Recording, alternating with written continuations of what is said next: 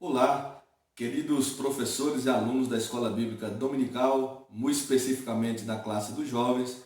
Professor Giovanni Leite aqui mais uma vez, e hoje nós estaremos fazendo um breve comentário sobre a lição de número 8. A lição de número 8 da nossa revista fala sobre a batalha contra Ai. Lembrando que a classe dos jovens está estudando sobre o livro de Josué, Tempo de Conquistas, tendo como comentarista Reinaldo Odilo. Então, hoje é a nossa lição de número 8, a batalha contra Ai. O nosso texto do dia está em 2 Crônicas, capítulo 7, versículo 14, texto muito conhecido: se o meu povo, que se chama pelo meu nome, se humilhar e orar e buscar minha face, se converter dos seus maus caminhos, então eu ouvirei dos céus. A síntese da nossa lição diz: o pecado de um único homem fez com que os hebreus experimentassem a derrota em Ai. O nosso texto bíblico está em Josué capítulo 7, do versículo 1 ao versículo 11, é um texto extenso, nós não vamos ler, mas no decorrer do nosso comentário nós estaremos citando os textos que são enfatizados, os versículos que são enfatizados aqui em nossa lição. Peço perdão por não gravar a aula da lição de número 7, houve alguns imprevistos, e hoje também vou fazer um comentário bem curto, bem breve, por conta da minha garganta que está inflamada, está bastante irritada, tá? Você que ainda não é inscrito, se inscreva, deixe o seu like, ative também o sininho e compartilhe esse vídeo com os demais professores. Essa lição é uma lição dividida em 3 tópicos, e o primeiro tópico fala sobre a derrota em Ai. Lembrando, os hebreus haviam iniciado uma série de conquistas pela terra de Canaã, a terra que Deus havia prometido aos seus pais, Abraão, Isaque e Jacó. Conforme aquilo que nós já estudamos aqui, o início do processo da conquista é um processo, um início glorioso. O Jordão se abrindo, né, as águas parando para que o povo atravessasse a pés enxutos, a conquista de Jericó, a aparição do anjo do Senhor que teofanicamente representava Cristo, enfim, então foi um início de uma trajetória gloriosa. Porém, agora o povo de Israel iria amargar uma derrota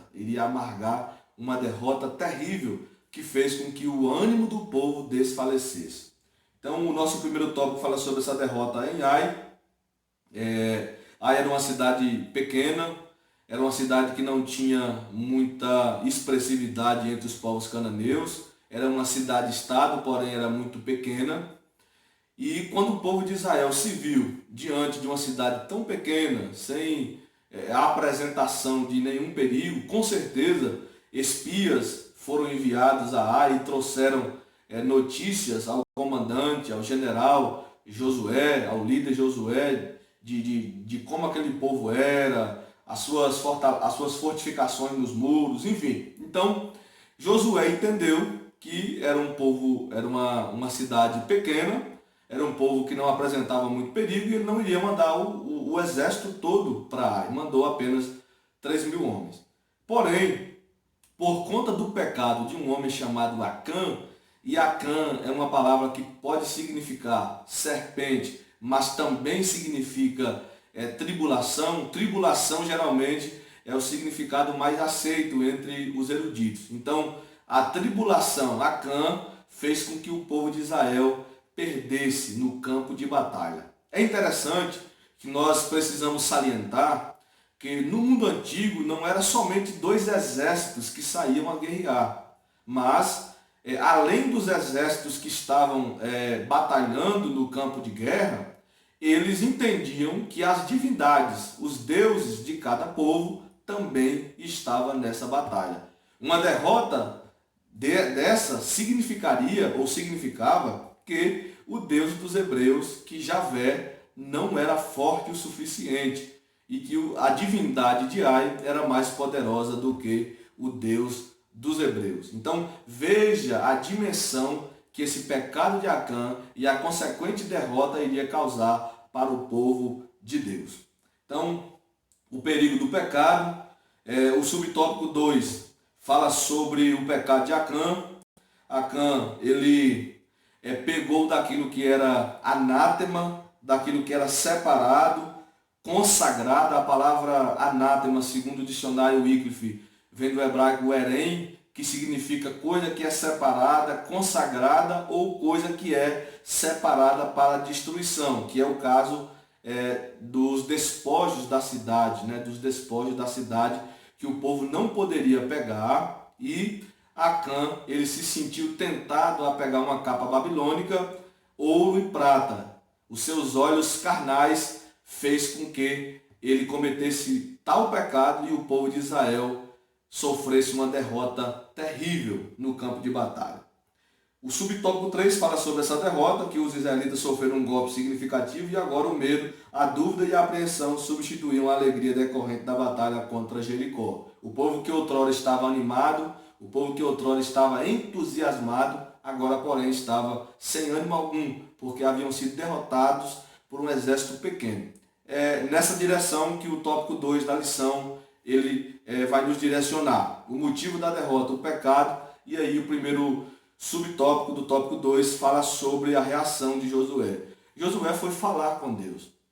Josué foi procurar uma razão para uma derrota desse tipo. Ele foi buscar Deus e lá em Josué 7,7 ele faz esse clamor a Deus, esse questionamento a Deus. Ah, Senhor Jeová, por que com efeito fizeste passar este povo, o Jordão, para nos dar nas mãos dos amorreus, para nos fazerem perecer? Né?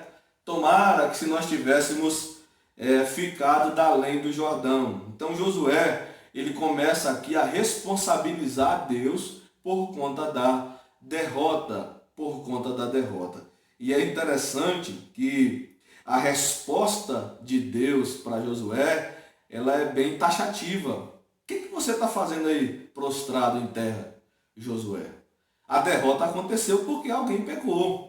Porque o povo cometeu o pecado, porque o povo tocou no anátema que eu havia colocado uma restrição que vocês não poderiam pegar. Então, nessa tentativa, inclusive o nosso comentarista Reinaldo Odilo, ele fala sobre isso, é que nessa tentativa de responsabilizar Deus, Josué se pareceu um pouco com Adão.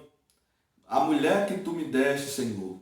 E toda tentativa nossa de justificar o nosso pecado e de não assumir a nossa responsabilidade, ela vai acabar, consequentemente, responsabilizando a Deus.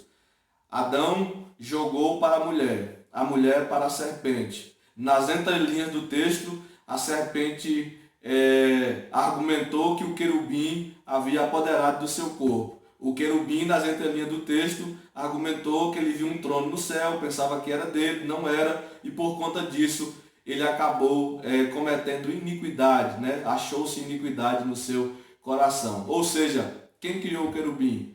Deus. Então, toda tentativa, ponha isso na sua mente, guarde isso no seu coração, toda tentativa de justificar o nosso pecado acabará responsabilizando a Deus. É melhor assumir a nossa culpa, assumir a nossa responsabilidade. A este respeito, eu admiro muito o profeta Jonas. Ele teve as suas razões, embora não eram as razões certas, para tentar fugir de uma ordem direta de Deus, mas ele, ao fugir, quando o negócio de fato apertou, ele não tentou justificar o seu erro ou culpar alguém, mas ele assumiu a sua culpa. Então, Deus fez com que Josué entendesse que alguém havia cometido pecado. E essa visão de grupo, essa visão de que o povo de Deus é um corpo, ela é bem explícita neste acontecimento com a nação de Israel. Um membro do corpo havia pecado e todo o corpo havia sido contaminado. Se o meu dedo estiver corrompido, machucado, com uma doença, com um câncer, a minha mão, todo o meu corpo irá sentir. Então essa visão de corpo, de união, de comunidade, isso é trabalhado desde os tempos do Antigo Testamento. Acã toma o anátema, já explicamos o que significa anátema. Deus falou com Josué dizendo que a derrota foi uma consequência da transgressão do povo. Ou seja, O pecado, ele trará a sua consequência. Ele trará a sua consequência. Por mais que Deus esteja tão presente no nosso meio, como Deus estava no meio do povo, abrindo as águas do rio, fazendo milagre, derrubando as muralhas de Jericó. Mas mesmo assim, se nós não andarmos conforme o que Deus estabeleceu, e se nós começarmos a transgredir a lei do Senhor, nós iremos sofrer as nossas consequências. E essas consequências, elas são drásticas, são consequências terríveis e que nós iremos pagar um preço por conta disso. Então Acã tomou do anátema, Deus foi bem claro ao dizer isso para Josué. Aqui nesse tópico 2 tem um ponto que eu não estou fazendo uma crítica ao comentarista, mas eu acredito que tenha sido um equívoco porque ele diz que Acã atravessou o Mar Vermelho, peregrinou pelo deserto, né, que ele saiu do Egito, enfim. Eu não acredito assim e também eu me amparo em outros eruditos, em outros comentaristas da Bíblia que creem que Acã nasceu no deserto. Estava naquela relação dos homens de 20 anos para baixo que haviam nascido no deserto durante a peregrinação do povo. Fato é que os que saíram do Egito foram Josué, Calebe e mais alguns sacerdotes, entre eles o próprio Finés, que é citado inclusive lá no livro de Juízes. Então eu não creio que Acã tenha nascido no Egito, atravessado o Mar Vermelho, eu creio que ele nasceu lá no deserto, daquela geração que nasceu no deserto. Apenas um comentário, uma observação que eu estou fazendo, não é uma crítica, que é o comentarista que com louvor nos apresentou uma lição espetacular para a classe dos jovens. E em consequência disso, o subtópico 3 do tópico 2 fala que a ira do Senhor se acendeu. A ira do Senhor se acendeu por conta do pecado de Acã. Aquilo foi tão grave que da mesma forma que o Senhor marcou com um memorial a travessia do Jordão, naquele instante em que o coração do povo se derreteu e tornou como água, se tornou líquido, né? Sem nenhuma solidez. Outro memorial deveria ser erguido no vale de Acó. As consequências daquele erro ficariam para sempre na lembrança do povo. Josué capítulo 22 e 20. Então, a ira do Senhor se acendeu e foi necessário que Acã sofresse a pena. E qual era a pena? A pena era a pena capital. Para nós que estamos diante desse texto há mais de 3 milênios, né, há mais de 3.000 anos desse texto, quando nós olhamos por um olhar unifocal, nós entendemos que isso aqui era algo contrário, por exemplo, ao Deus misericordioso que a Bíblia também nos apresenta. Mas nós temos que entender que este era o contexto do Antigo Testamento, onde a verdade de Deus estava sendo revelada gradativa e progressivamente.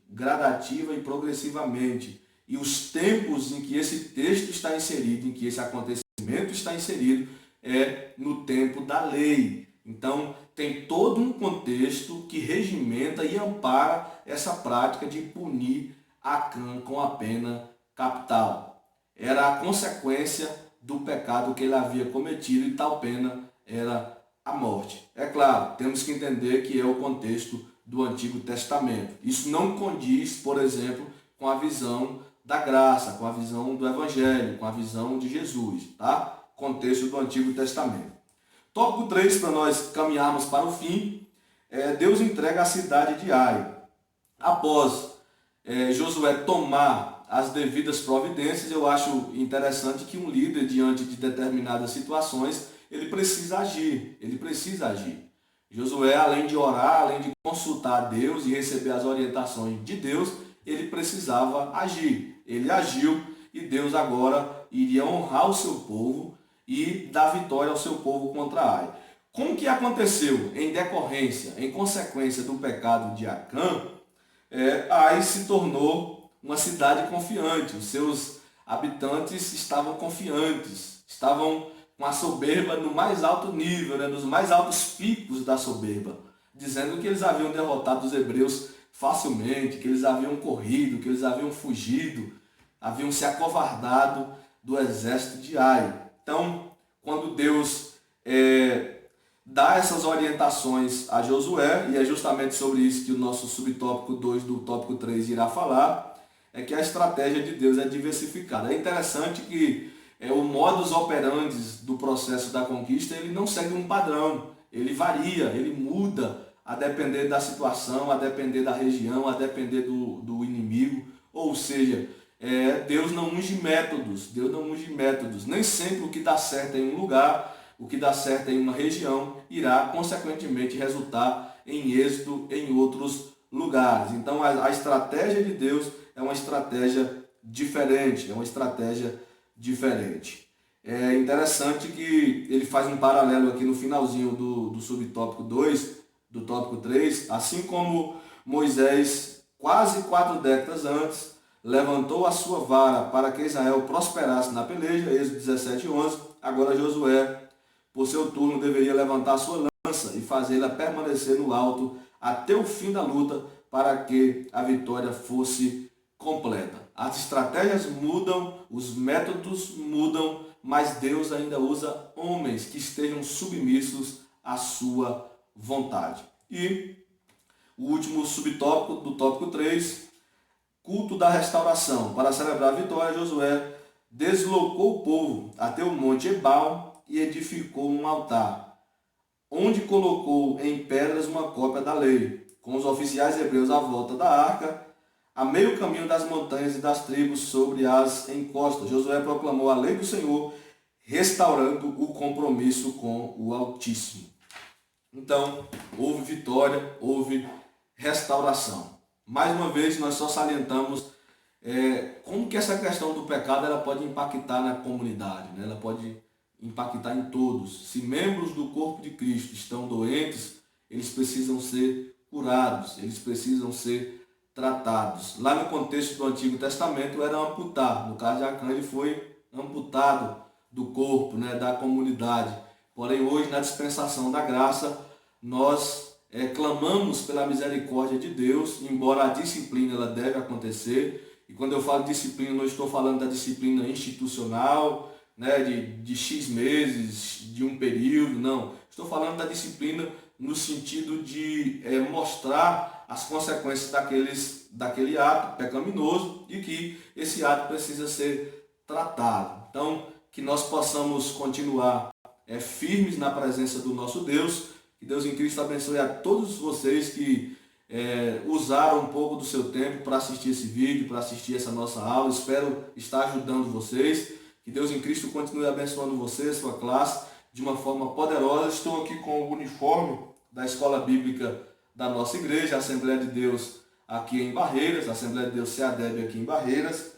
Tá? É uma boa ideia que vocês, se ainda não têm, uniformizar a Escola Bíblica Dominical. É interessante, realmente passa uma visão de escola. Os professores não estarão com aquela distância entre os alunos, né, gravata até, mas estarão mais parecidos com ele.